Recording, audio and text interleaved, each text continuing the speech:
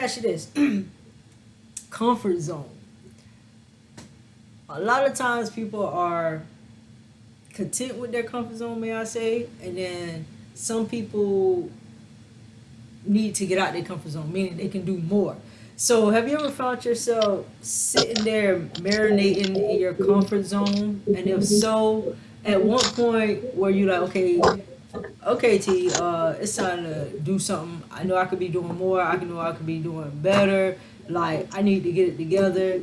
Like, have you ever had that experience or been in that, that comfort zone, may I say? Yeah, I would say I did because I had done got into the comfort zone of where I had done told myself I'm happy with being alone. Okay. I had done got comfortable with it just being me, but then it's like okay, but it's not about you. Mm-hmm. It's other people in the world, and you need somebody. Like you can't do it all by yourself. Like you need somebody. So I had to come out that comfort zone, and I had to just start just letting my guard down a little. Okay. That way, the angle that I'm taking in life, if I want to go to somebody, I can say, okay, I'm comfortable enough to ask this person. Correct. I'm comfortable enough for this person, just to say, okay, look, no, yeah, whatever, however it go. Mm-hmm. But yeah, I was that comfort zone. It was my mama tell you, they'll sit up there. Oh, I didn't want to bother you because I thought you was in your mood. Like that's just how far in my zone I was. Like Wow. to a point I didn't like people. Period. Okay. So I prayed about it, and since I got my relationship with God, and I done forgave, and Mm-hmm. I look at a lot of stuff go on and see hurt people and stuff and want to help. I came out of that comfort zone. Okay. So, and plus, with your major, what you're getting your degree in, you're gonna have to deal with people on a day-to-day basis. Right.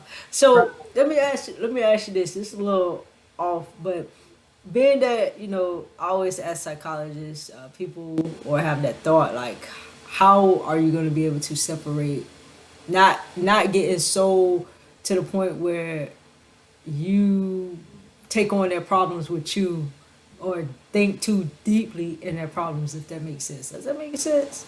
You get what I'm Yeah, it saying? makes sense. It makes Okay. sense. And I actually thought about that. I was just like, okay, because I'm gonna tell you, I'm a softie. Hmm. Like somebody can tell me a story, and if I know it's real, Hmm. I'm gonna sit up here. I'm just like, oh man, what can I do? How can I? But I made it easy for myself. Hmm. I'm not gonna deal with adults. I'm gonna deal with kids. Okay. That's what I'm gonna do. I'm gonna deal with kids because you got a lot of kids in this world and they lost. Yeah. They're not getting what they need at home. Then mama take them to the doctor. The doctor just write a prescription and say this child, this is what's wrong with this child, this is what's wrong. It don't be nothing wrong with them children. And Hmm. see, I can speak on that because my mama did me like that. She tried to put me on every single pill she can. That doctor looked at my mama the last time we went and he told her, he said, Miss Nicholson, he said, ain't nothing wrong with her. All she doing is just acting out for attention. Yeah. And see, when a child do it like that, they want to find somebody they can trust. Hmm. Somebody that they know will protect them and help them. And that's what I was doing. But nobody caught on to it, nobody realized it. So that's the reason why I say I would rather go deal with kids because not only are they easier to deal with, it's like they will listen and a lot of them will take that in consideration and they'll focus on I want better. Yeah. And a grown person, you only got one life to live, so you live your life to the full, but you don't have to live it like that. Yeah. How can you say you got a relationship with God and you with God, but you're still the most evilest person on earth? Talk In about it. yeah, in reality, you ain't with God. All you is a Satan angel. Yeah. And for y'all that don't know, they do have angels too. He do have angels too. They do. That's it. It's kind of like they contradict themselves. The prayers and everything is kind of like your prayers don't match up to your actions, how you're acting. You know, um, that's another topic right there. That's that's another topic right there. But I think it is more easier to get through some of our youth as they're young. The ones that Right. are receptive, because you have those youth that they just don't listen. They hard headed. They don't want to listen. They don't want better. They're too busy looking at the celebrities and stuff. Right. What get rich, die trying to get rich, whatever. But that's not rich. Is not where it is. You have No, to be it's wealthy. You gotta build. You gotta have stuff for your future. Rich is just momentarily in my mind. When you have that wealth, then you could talk about something. Um, for as adults, it's kind of hard getting through a lot of adults. At certain ages, they're set in their ways, so it's kind of like a waste of breath.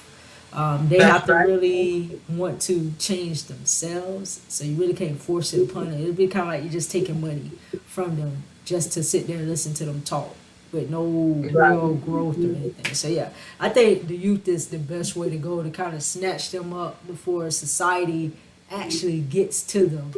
So they have some type of foundation, ground foundation right there. So even if they do, decide to go the wrong path, they still can stir back over because they have those basic principles instilled in them.